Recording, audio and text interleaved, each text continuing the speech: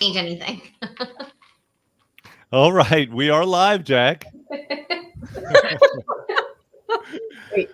Once again, we're live. That must mean it's Tuesday. It's actually October 19th, so we are creeping towards November, which is, for some reason, very disquieting. I don't know why. I mean, we expect the calendar to move, and when it does, we get upset about it. Yeah. Before we know it, it's going to be Christmas. It's going to be 2022, so we have to enjoy these last few months. I'm sorry? Technically, it's Easter already. Yeah. We might as well start celebrating. It's spring break. I'm ready for 4th of July barbecue. Let's just declare whatever holiday we want whenever we want. That'll make life a lot easier. My daughter asked me if we could skip Halloween and Thanksgiving and just decorate for Christmas. There you go. I know friends that do it. They'll put I'm here for it. Yeah, I have friends that put up a Halloween tree, and then they literally just keep that tree up. I have another friend of mine that keeps her tree up all year round. I'm declaring next Tuesday opening day of the 2022 baseball season. If we're going to play this game, we might as well, right? We're talking about decorating. We're talking about sports. Total Of course. I mean, this is why we need some men on the team. So someone to talk to. Okay, just for fun. Man. Just for fun, let's do something. Good morning, everyone who's joining us. Let's just go around and everyone just pick the first word that comes to your mind this morning. Okay, so let's start with Jackie. Grateful. Jennifer. Coffee. Corinne. Thankful. Thea. Happy. And Trisha. Cold. Okay. I'm also cold. I'm with you. If this was some morning. kind of a verbal Rorschach test, yeah, you'd all fail. So, okay, good. Let's I'm get wearing started socks then. for the first time, Trisha. You wearing what, Jack? Socks. Oh, Let me remind everyone something. Let me remind our viewers. In fact, you guys will help me remind them. What are we about here at ThinTech? What are we trying to create? Happy, healthy, hopeful people with a renewed zest for life. There you go. So happy, healthy, hopeful people who have achieved their ideal weight and have a renewed zest for life. So that's what we try to do. And we are going to start off with a testimonial of people who are newly happy, healthy, and hopeful. Jen? Good morning, Elizabeth. Good morning. Yes. So I actually picked this one up because, hold on one second. Sorry, guys. Did I lose you? There we are. And the very first line says, I am happy with my success. Very nice. I lost fat, inches, and reduced my size. This is my second time following the ThinTech program. I was successful the first time 6 years ago with 30-pound weight loss in 43 days. And I was successful again 6 years later with a 22-pound weight loss in 43 days. The program works. I encourage everyone who asks me, how do you lose weight so quickly, to try this program. I've referred at least 5 people and they all got amazing results. So she's happy. Wow. Good. Who is that? First name? That is Vanessa. Very good. Yes. Vanessa came to see me in 2014, I think, initially. So quite a while ago. Yeah. Yeah. And I have a quick second one, if it's okay. It's just like a few lines. Sure. This is from Mary. When I came to ThinTech, I was feeling very sluggish and had no real sense of self-esteem. 60 days later, I feel great. I can move with ease, have energy, and finally feel good about myself. The staff is wonderful, and I look forward to completing this journey. Wow. Very nice. Yeah. Yeah. What do you think of that, Elizabeth? I want to know actually what everyone thinks of that. If you're listening to us right now, make sure you comment. You're welcome also to like and share, and whatever other buttons they have these days that I don't know about, just press them all, okay?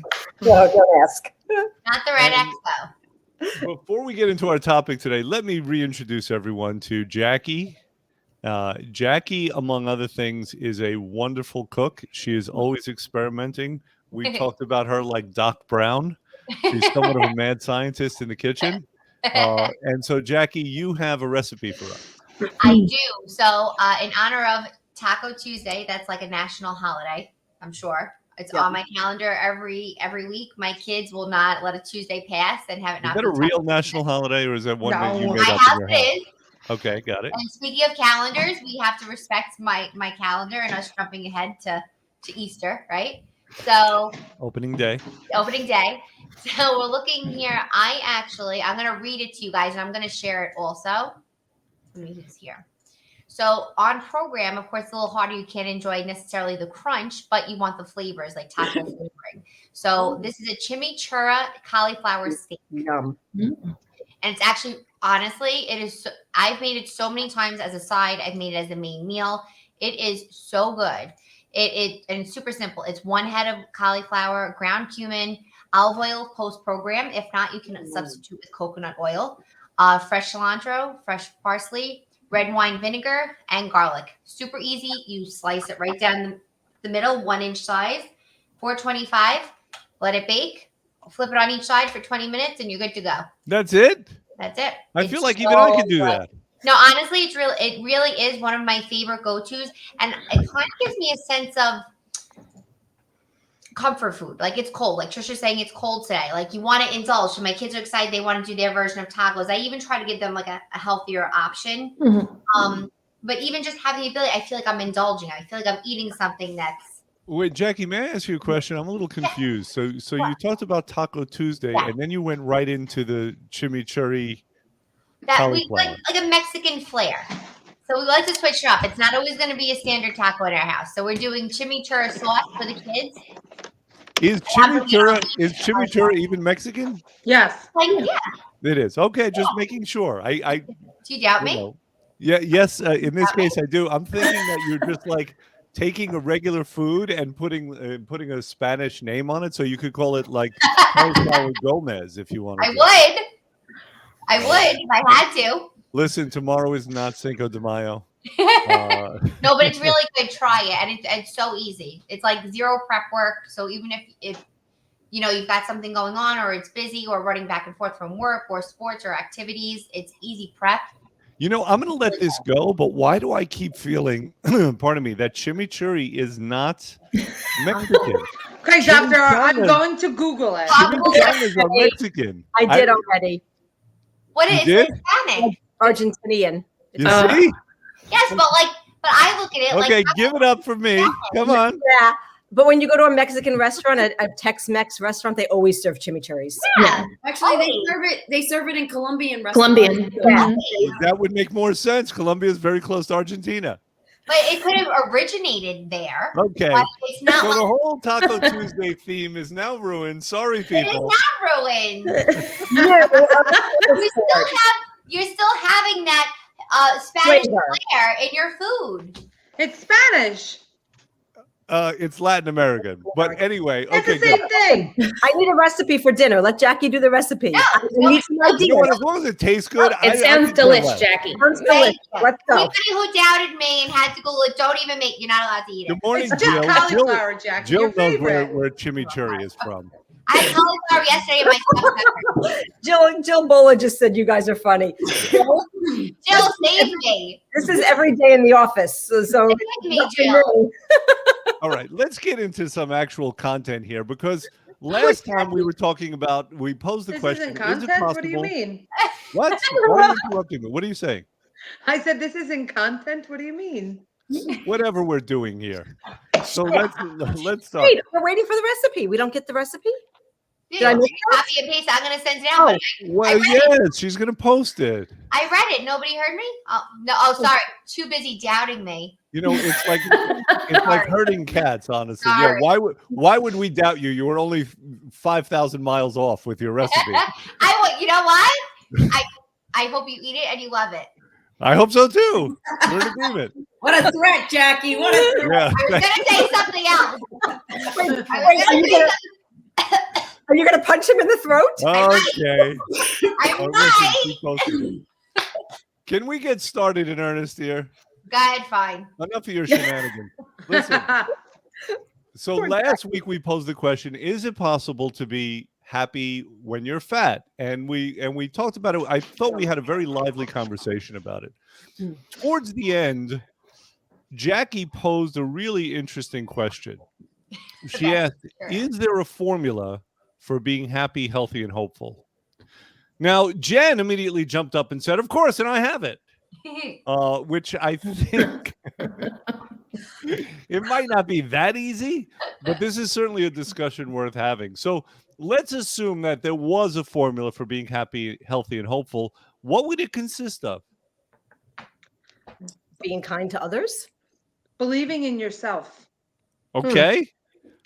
Being kind to others, believing in yourself. Tell me more about that, Corinne. Well, for me, for example, right? I was well over 200 pounds before I started this program. I had every doubt in my mind, like, I can't do this. I'll never succeed. I can't do this. And as I did the program, I slowly started to believe in myself. And I realized, well, if I actually just take the time to prep, if I take the time to do this, and I take the time for myself, I can succeed. I can do these things. And as a result of my success, I began to naturally believe in myself. And I realized that just by believing in yourself makes you feel better about yourself day in and day out. Yeah, that's true. Let me clarify something, kind of add to what you're saying. You said that in the context of our program. Yeah, but even in And everyday life. That's right. That's right. Don't forget the purpose for our program. We always talk about losing weight, whatever, but as we stated, our mission is very clearly to create happy, healthy, hopeful people. That's all that anyone wants to be in life.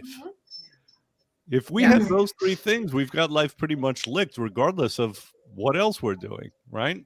Mm-hmm. Okay, good. So what else? What else would be part of the formula? And Jackie, are you taking notes, by the way? We're going to have to post this as well as the recipe. If we have a recipe for Mexican Chimichurro. Mexican chimichurris, we have to have this recipe for happy, healthy, Formula to hopeful. happy, healthy, and hopeful. Listen to my recipes. Trust me. Okay? Ignore Do what him. Jackie says. Food is I'll oil. bring you there. Don't worry about it. Eating this will make you happy, healthy, and hopeful. Thea, Okay? what would be the first step in your happy, healthy, hopeful formula? Taking the time. Thea, you're Thea now. Oh, you said Thea? I thought you said Jackie too. Don't worry. Hey, did you say Yes, yes. Mexico is Argentina. Thea is Jackie. The world is upside down. I thought you said Jackie. Over Jackie. Okay. Over Yeah, Jackie. how about the other Jackie named Thea? Right in the throat. Thea, can you speak? Yes, I Okay. would say health is the number one thing in my life to be happy, healthy, and hopeful. Is health comes first because you can't. Okay, got it. So what does that mean to you, though? What's your You don't- definition of health? If you don't have health, you can't have any of the other things. So it means choosing the right foods to eat for your body so that you don't feel like crap all the time. Because if you're feeling like crap eating bad foods and you're feeling like crap, it doesn't make you hopeful, happy, or any of those things. So to me, that's the top of the. It's true. It's just so foundational, right? I mean, you take one day where, you're not well fed, you're low blood sugary. You know how you get, Thea. Maybe you didn't sleep well. Are you sure it's Thea that gets like It's that? very foundational. Yes, we all have to just have that in as a basis, right? It's really difficult if you're feeling ill, if you're feeling low energy, to be happy at all. So I would agree with that. Elizabeth says, "Okay, the wheels have truly fallen off the bus. Look what we've done to poor Elizabeth. We've upset her. I'm sorry, I know Elizabeth. you're not listening to me. It's her wedding week. We shouldn't upset her at all. Yeah, we certainly shouldn't. You know what, Ah! Elizabeth? Here's what we're going to do to make up for that. Jackie's going to send you a chimichurri for your own taco night. She's gonna sign it, Thea. You know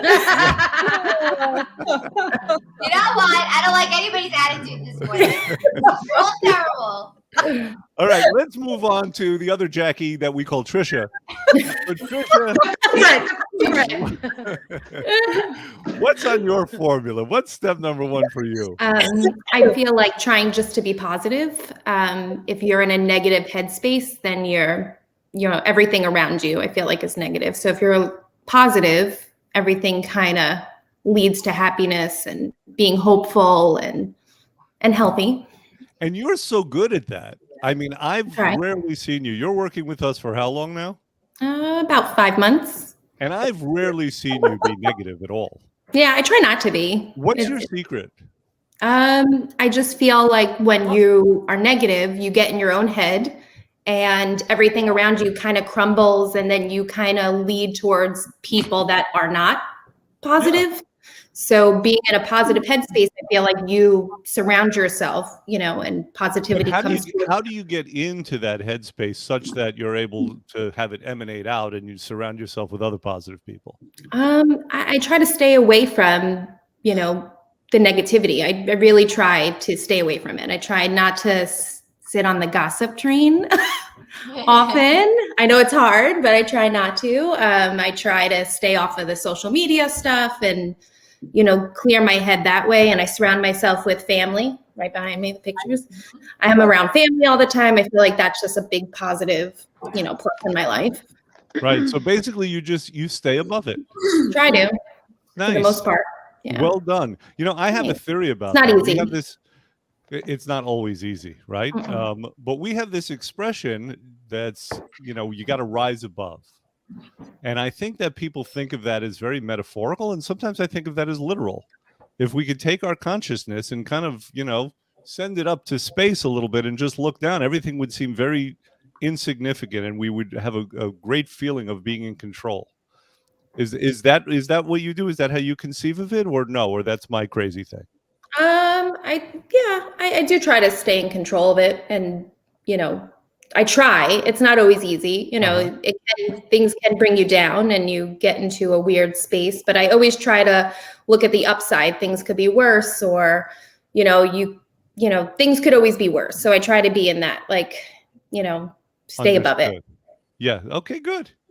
All right. What else? So I think we've hit everyone here, or have we? Have we hit Jackie? I mean, the real Jackie. All right, RJ. How about you? RJ, like I was saying before when I thought you called on me, I'm just saying, sorry. Really taking the time, honestly, because time is really what it's about, and it's not excess amount of time. It's like taking the time to focus, taking the time to plan, taking the time to realize that you have to do better, make changes, to be productive. So I noticed that just putting out there into existence, it doesn't happen, but it does help. So I will plan, say, okay, I have to do things better. I have to make a change. I have to start with me. I have to make the time. And if you stop to think about all the time you think and waste not doing it, but thinking about it and not executing it, it does make a difference. Like I feel like you have to plan ahead. You have to really think, you really have to plan for yourself, say, this is what I want. Does it matter the road that it takes to get there or how long it takes to get there? But you have to make the time for yourself to allow yourself that opportunity. Yeah. If that makes sense. And we're hitting on an interesting theme here, right? Because Thea talked about health in terms of the physical body. You're talking about time, which is also part of the physical universe. We have to some degree, be able to control our physical universe. Absolutely. So have time, have space, make sure our body's in a good condition. Yeah. And if we're not controlling the physical universe, then we're not going to be as happy, right? Right. We're going to be what a philosopher once called the adverse effect of it, which is not a fun place to be. No. Jennifer, I understand you have a book that has to do with happiness. So would you like to introduce this book for people who aren't familiar with it? Blah, blah, no. Sure. Or would you like me to first tell the story of it? Yes, please. Okay. So as I said, we have our mission here. We're dedicated to creating happy, healthy, hopeful people. So at various times, we've considered, how do we do that? How do we have a person who comes in and maybe doesn't feel hopeful about life and they're not happy? And obviously their health would be suffering.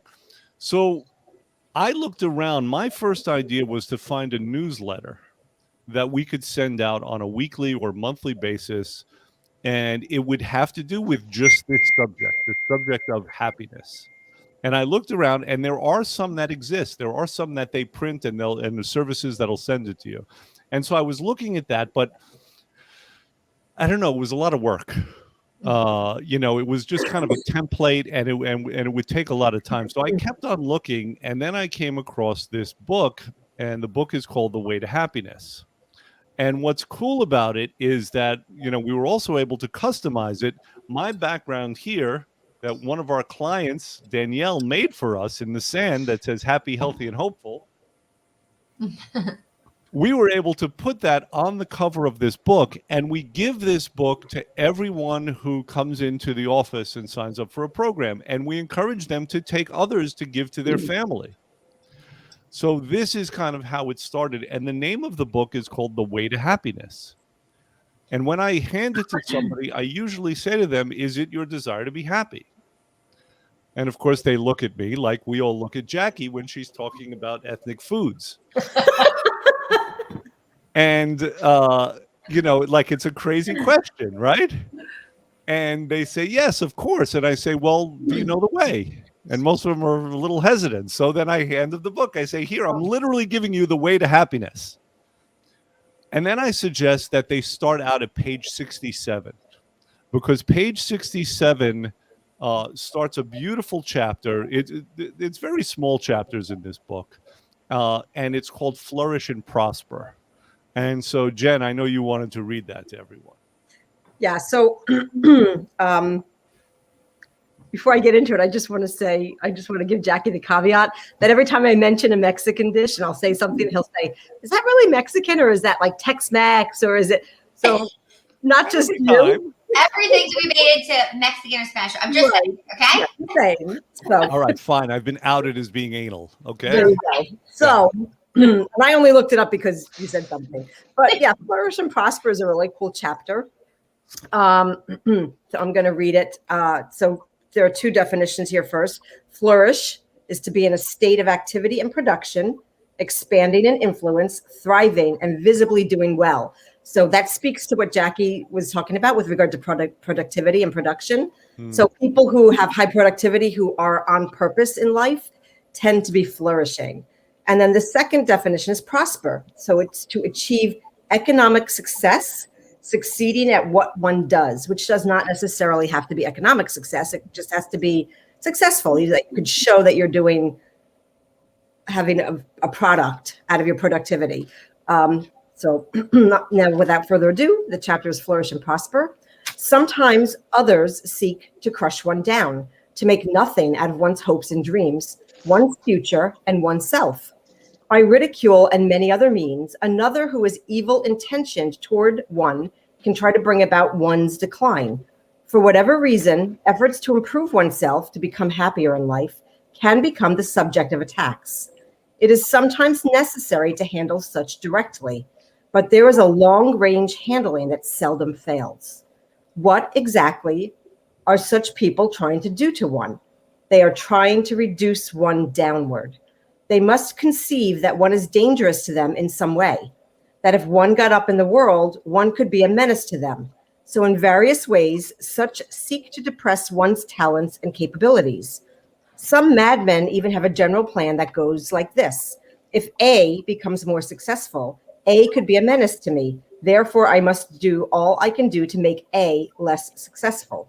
It never seems to occur to such that their actions might make an enemy out of A, even though he was no enemy before. It can be classed as an almost certain way for such madmen to get into trouble. Some do it just from prejudice or because they don't like someone.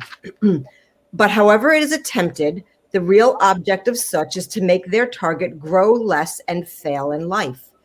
The real handling of such a situation and such people, the real way to defeat them is to flourish and prosper. Oh yes, it is true that such people seeing one improve this lot can become frantic and attack all the harder. The thing to do is handle them if one must, but don't give up flourishing and prospering, for that is what such people want you to do. If you flourish and prosper more and more, such people go into apathy about it. They can give up completely. If one's aims in life are worthwhile, if one carries them out with some attention to the precepts in this book, if one flourishes and prospers, one certainly will wind up the victor, and hopefully without harming a single hair on their heads. And that is my wish for you, flourish and prosper. Nice. Nice. Well read, Jen. Thank you. All right. Any thoughts come to mind about that? Well, it's a little bit of a spin on the, which I don't really love because it has the word revenge in it, but living well is the best revenge. It's a little less like, I mean, I think that the idea of that is to not take revenge. And I also like that it's not about being a doormat. It does say that you have to handle things. And sometimes if you're being attacked, the right handling is to just shut the attack down, but to continue and never stop doing what's best for yourself and those around you, which is to do better. Because if you're doing better, the people around you will do better. So, and that's, I think, individual responsibility of each one of us to thrive. Absolutely. Yeah. I agree. Good. Anyone else have get anything from that? Well, I agree with Jen though. In using the word revenge, I'm not a fan of, because the Not truth fair. is, you're also doing anything to flourish, to prosper, to do things with a positive outcome should always be for yourself first, not for anybody else, for any other intention. It's not to make anyone feel bad or Right. upset or envious, because those are things that's not living whole. Right. That's not living happy and healthy and hopeful, because how you project yourself and how you're living, regardless whether it be your health, your family, your stature, whatever it is, it should only be a positive influence on other people, not to make them feel worse. It should Right. be like an I agree. encouragement. Right. So to put it in that way, I'm like, oh, I don't like that. But the truth is, in long term, some people feel they need that drive, in a sense, like they need to do it some people do it for the wrong reasons. You have to do it for yourself first to do better, to be better. Yeah. I'm reminded of an employee that I used to have, and she was from kind of a bad, disadvantaged neighborhood. And I remember having conversations with her. And one particular conversation, she was crying to me because she said, I'm trying to do better in my life. And the more I do that, the more my friends try to pull me down. Yeah. And there's a story about crabs in a Crabs in bucket. a bucket. Yeah, you're familiar with this one. I'm familiar with it because I was having some trouble during my divorce, and I was sitting down with a counselor, a religious counselor, and he used that example. And he said, it's like the crab in the bucket. You're going to give your story away. Go ahead. I'm sorry. Well, the crabs in the bucket, it's very simple. Fishermen apparently, or crabbers, they leave their crabs in a bucket without covering the bucket. Right. And the reason is because if one crab tries to get out, the others will all pull him back. Yeah. And people can be that way, sometimes on purpose, sometimes inadvertently. We tend to compare ourselves to others, which is a formula for disaster. Right. And instead of, thinking about how everyone could do better, some people, sometimes, not all the people all the time, will try to ensure that a person does worse by various means of sabotage. And I think what the author here is suggesting is that the right thing to do is not just continually hit out at that, because it gives it strength. Right. The right thing to do is to live your purpose. You're not focusing on yourself, you're focusing on them. So it just grows stronger. Whatever energy they have going, it's just going to continue to grow. Well, they also want you to engage in that, because that's the only thing they got going. Yeah. Right. People who want to pull you down want you to join in. If you don't give them any traction, like you said, they go away. I love the there's a Merlin, I think it was a TV series, Merlin, not the new one, but it was an older one. And there's a scene at the end where the witch Mab is screaming, look at me. And everybody turns their back on her. And she fades away because nobody's giving her any energy to survive. Right. So. Right. So, yeah, some people who are like that want to suck your energy. And again, it's very few people who are like that in a very calculated, overt way. Right. But any of us could be like that in an inadvertent way. Right. I was just going to say, I mean, you feel like there are people that have the negative tendency. It's unintentional, but it's also because they're in their comfort zone. So they're not ready to make changes. They're not ready to do better. So to see you doing better, it's not that they don't want better for you. It's that they don't want to be left alone either. Bingo. So it's kind of like you have to, and this is a huge thing. Doing better for yourself and focusing on you is not selfish. No. It is selfless. It is you You doing those things to be better, to do more for yourself, allows that positive energy to overflow. It allows your family to grow, to learn better things, it just kind of overflows. So it does get better, it does get easier. It's not, please don't think it's, oh, focus on you. A lot of people say you and they assume you're being selfish. You're not. Yeah. You're not. Hey, Lisa, thanks for joining us today. Lisa says, I like to put brakes on small problems before they grow. She had mentioned that several minutes ago. So not in relation to this, but Lisa, I would love to get your take on that little passage called Flourish and Prosper. And one thing I'd like to know also from everyone is, while Jen was reading it, and Jen always does a great job reading. I often have her read to me if I'm having trouble Storyteller. sleeping. Dr. Yeah, I'll call Seuss. her. Yeah, it's always Dr. Seuss. I read a lot to the kids. How did that make you feel while you were listening to it? That's my question for everybody. It brings you back to reality. Okay, in what way? It's okay to continue on your journey. It's the pat on the back that you're doing the right thing to keep going forward. So you found validation there. Absolutely. How about you, Trish? I think I've said this before. I've been in some situations where I feel like, especially on this journey of being on program, there are a lot of naysayers and, why would you do this? What are you doing to yourself? There's other ways. Right. It's not going to work. You're just going to gain it back. And right. So I feel like that was like a little bit pullback, but I just kept going. Like, I'm going to keep going. I'm going to do me. And it's okay, like Jackie said, to be selfless at times, and be okay and pat yourself on the back and keep going. So for me, when you were reading it, that situation was kind of running in my head. So you also found it very validating. Yes, very much. Okay. Thea, Corinne? Well, I while Jen was reading that, I remembered a meme that I had read this morning, and it's by Grant Cardone. Grant Cardone, sure. Yeah. He said the best way to handle the haters, the critics, and the posers is by stacking success. It drives them crazy. So it kind of was the same thing. So it definitely, it's validating for me too, because there's a lot of people in my family, certain things I do, they think I'm crazy. But because if you're not following the norm, Right. Once you break that mold and create your own, all of a sudden it's too different. Yeah, I'm the Marilyn of the Addams family. Corinne, how about you? How did you feel when you were listening to So when we were reading the passage, I was thinking about like my personal life and my family, and just remembering and saying, like, one, it's okay to take time for me, and two, I have to always remember to keep going and push forward and not listen to the negativity and all the different things that are being said about what I'm doing for my children, and to remember that I'm doing the best for everyone, and nothing else matters. As long as you don't, 100%. you can't worry about the negative stuff. You have to just do what you think is best. Yeah. Years ago, I wrote a story, and it was a story about a young boy who liked to nickname everybody. Oh, no. And then one day he found himself in a situation where he bent forward to pick something up, and you could see the top of his butt crack. So then the kids started calling him Johnny Butt Crack.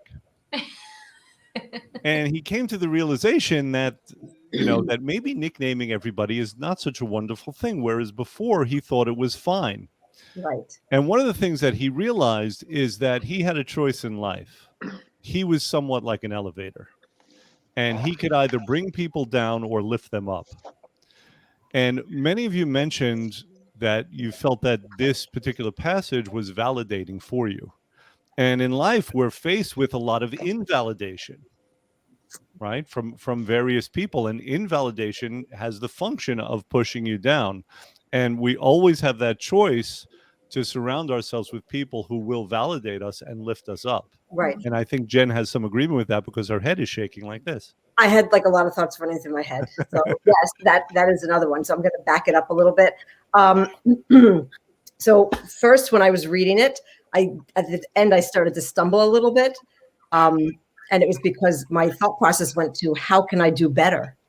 Like, how am I not applying this to my life? How am I how am I going into agreement with people who are maybe not in the best place? So how Right. better?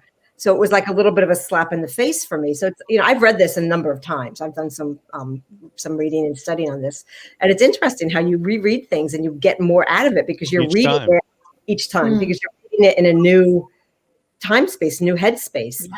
And the second thing was, I think it's funny that Thea mentioned Grant Cardone, because Grant Cardone, I'm sure, has studied the way to happiness extensively. He's a big proponent of flourishing and prospering. Oh, So I'm yes. sure- And he's a master of it. Yeah. He's Yeah. also somebody who gets a lot of criticism for being too out there Of Right. and, course. and being so positive that but he's cocky and he's He's not. secure. He's secure. He's Yeah, and secure and he's pushing it out there for everyone. So you can have this positive life too. Yeah, and people should follow him on Twitter because he's constantly speaking up and giving really great one-liners on how to be successful. Yeah. It's very positive. And then the invalidation is interesting because if you surround yourself by people who invalidate you, the end result of invalidation is self-invalidation. Mm. You've been invalidated so much that you no longer trust yourself anymore. And that goes back to what Corinne was saying before about trusting yourself. We have to do better for ourselves by not surrounding ourselves by people who lead us into destruction, because self-invalidation is probably one of the worst things we could ever do to us as individuals. It's the only invalidation ultimately that matters. Right. By agreeing with the invalidation that's coming from the outside and internalizing it, that's the way that we're going to hold ourselves down. Exactly. It's all about agreement. If you disagree, to agree with those who are pulling you down. Yeah. There are no limits on what you can do in life. Well, let's read what Lisa has to say. Lisa says that the control on myself has pushed me into higher areas of my artistic life. I release bad energy in return for good energy. Yeah. Well done, Lisa. Yeah, that's really cool. Okay, so we're going to end off momentarily. Is there anything that anybody wants to say before I kind of sum up and and we have something else to do, which we're going to have to do quickly. So is there anything that anyone has to say regarding this whole topic? No, I don't. I think we've touched a lot. I mean, we can go on and on about this. Yes, we certainly could. In fact, when you think about it, the subject is really too large for one half-hour live, right? Yeah. So Jackie, someone else is going to win something this week. Look what we do. Every week we're giving away prizes. I feel like Oprah. It's like, you get a car, you get a car. Oh, shout out, before you go, shout out to Staten Island. Yes. Yeah. Shaolin. Shaolin, baby. So, Dr. Arnoldstein, are you going to talk about this weekend that just passed? Briefly. So we did an event in Staten Island, which it turns out has some very pretty parts. I did not know that. I mean, Staten Island to me was always the place you drove through to go see Grandma in Brooklyn. But, so we did this event, and I got to tell you, what was really cool was, first of all, how beautiful the place was. But secondly, Jen and Thea and myself were there. But then Jackie and Trisha came by just to say hi. So let me validate my staff, because everyone wants to be with each other, even off hours. And that's Corinne was busy. She probably would have been there too. Yeah. But you guys can't get enough of each other. It's a little gross. I think I'm retching a little bit about it. I had a 45-minute window running from the surfing to a baseball game. I drove from Jersey to Staten Island, and I literally did the mad dash on the green lawn, and I hear Jen scream because she like I hadn't seen her in weeks. Yeah, no, it was really nice. It was fun.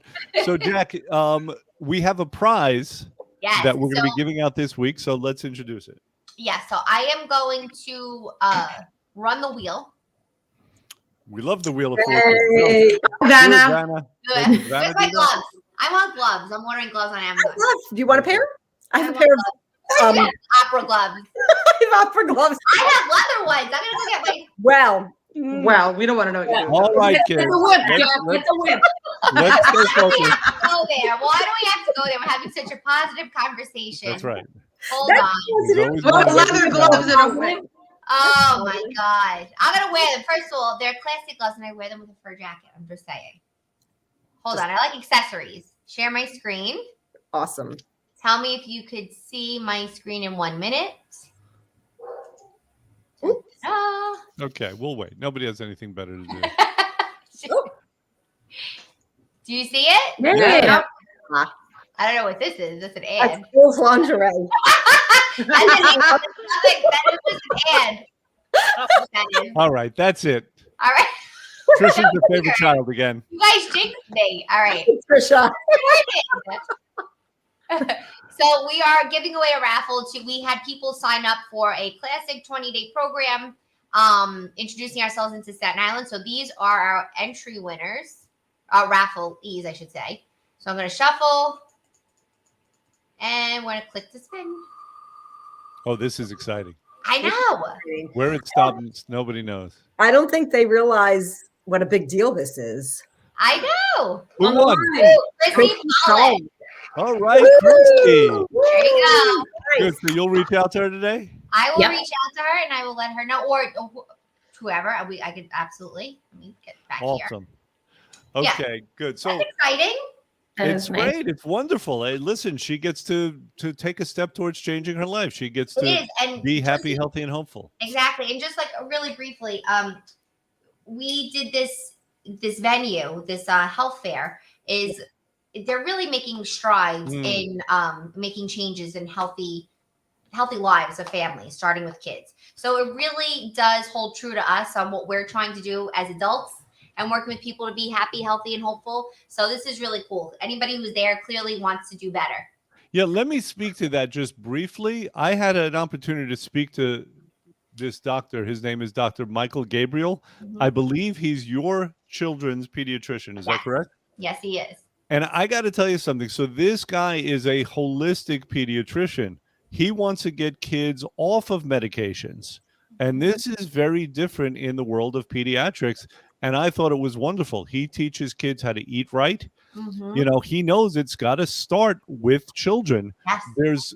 There's so much dogma out there. Mhm. And there's so much nonsense about, that drugs are the way to health. And he wants to get people out of that mindset, and he's doing great work. Absolutely. So I would recommend him for anyone who needs a pediatrician, and that includes myself. Yeah. We know you like a little. There you go. Little That's it. burp. Yeah, he'll burp me. So Okay. you guys, Jen? you guys did a wonderfully organic segue into what I was going to ask for a topic for next week, because in this pamphlet, there's a tract that says "Love and Help Children," and I really would Ooh, okay. I would love to do that next week because, at the risk of sounding like a song, children are our future. So we need to start honoring ourselves by teaching our children to honor themselves, because if we want to be able to have peace in our lives and peace in our lifetime, we really need to give our children a better foundation too. And this addresses it. That is a great lead into next week. Jen will be singing about letting the children lead the way. Absolutely not. I look forward to that. Actually, I don't expect that anyone else will want to watch that. God, no. No. Let me just sum up briefly. Like I said, I mean, to actually give a formula about happiness, healthiness, and hopefulness is not necessarily the easiest thing in the world. Some of you might remember there was a great movie with Billy Crystal years ago. What was it called? The one where they became cowboys? Was this black and white TV? City Slickers? No. City Slickers. City Slickers. Right. It was City Slickers. Yeah. Wait, But did it was that a famous scene. Famous Favorite scene with child, Jack at it again. Palance. That's right. That's why she's numero uno. Okay. Oh, So there's was a that famous scene. numero? Listen, wait, I'll never get this out. Jackie, I'm about to mute you. With Billy Crystal and Jack Palance, and they're talking about happiness. And Jack Palance basically says the secret of life comes down to one thing. Uh-oh. And Billy Crystal says, "What's that?" And he says, "I don't know. That's for you to find out." Hmm.